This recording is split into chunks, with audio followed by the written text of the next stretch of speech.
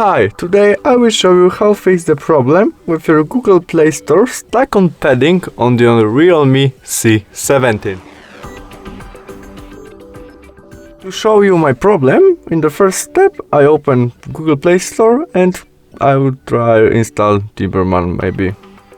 But I can't do that because it's stuck on padding, and to fix it I must go back to the main menu and navigate to the setting, where I look for additional settings option, and now I choose date and time, and now I must turn on option set automatically, and it would be working. Right now I go back to the Google Play Store and try install Timberman.